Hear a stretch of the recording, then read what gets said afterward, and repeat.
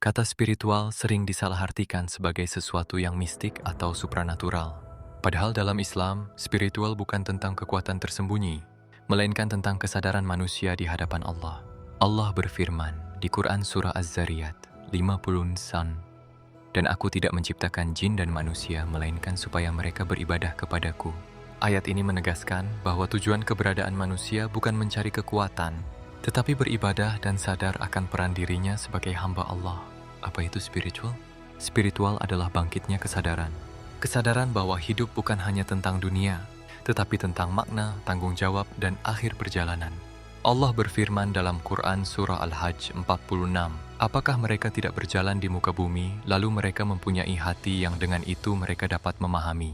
Ayat ini menunjukkan bahwa spiritualitas berpusat di hati dan kesadaran, bukan pada kemampuan melihat hal gaib. Seringkali kesadaran ini lahir melalui penderitaan. Dan Allah mengingatkan dalam Quran Surah Al-Insyirah, "Nansam, sesungguhnya bersama kesulitan itu ada kemudahan." Penderitaan bukan hukuman semata, tetapi jalan Allah untuk membangunkan kesadaran manusia. Islam tegas membedakan antara mendekat kepada Allah dan mencari kekuatan gaib. Allah berfirman dalam Quran Surah Al-Jin 6, "Dan bahwasanya ada beberapa orang laki-laki dari kalangan manusia yang meminta perlindungan kepada laki-laki dari kalangan jin, maka jin itu menambah bagi mereka dosa dan kesesatan." Ayat ini menjelaskan bahwa ketergantungan kepada jin bukan jalan spiritual, melainkan jalan kesesatan.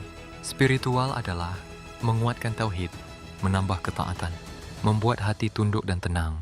Sedangkan supranatural adalah menggantungkan diri pada selain Allah, melalui ritual yang tidak diajarkan syariat, berisiko merusak iman. Allah menegaskan dalam Quran Surah Ibrahim 11, "Dan hanya kepada Allah orang-orang beriman bertawakal." Spiritualitas tertinggi yang diajarkan Rasulullah adalah ihsan. Rasulullah bersabda dalam hadits riwayat Muslim nomor 8, "Ihsan adalah engkau beribadah kepada Allah seakan-akan engkau melihatnya. Jika engkau tidak melihatnya, maka sesungguhnya dia melihatmu." Hadits ini sangat penting. Rasulullah tidak mengatakan spiritual itu melihat makhluk gaib, melainkan merasakan kehadiran Allah dalam ibadah. Bahkan Rasulullah mengingatkan dari hadits riwayat Ahmad nomor 9532, "Barang siapa mendatangi dukun atau peramal lalu membenarkan perkataannya, maka sungguh ia telah kufur terhadap apa yang diturunkan kepada Muhammad." Ini bukti bahwa Islam menutup pintu supranatural yang merusak tauhid. Nabi Muhammad adalah manusia yang paling berat ujiannya.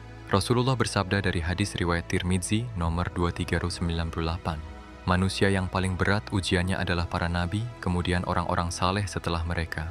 Namun setiap penderitaan itu justru mendekatkan beliau kepada Allah, bukan membuat beliau mencari kekuatan di luar wahyu."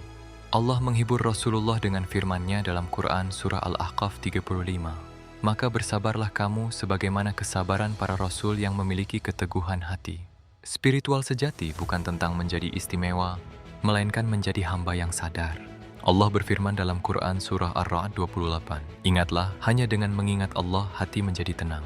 Jika sebuah jalan spiritual menjauhkan kita dari sholat, meremehkan syariat, atau membuat kita bergantung kepada selain Allah, maka itu bukan spiritualitas Nabi Muhammad.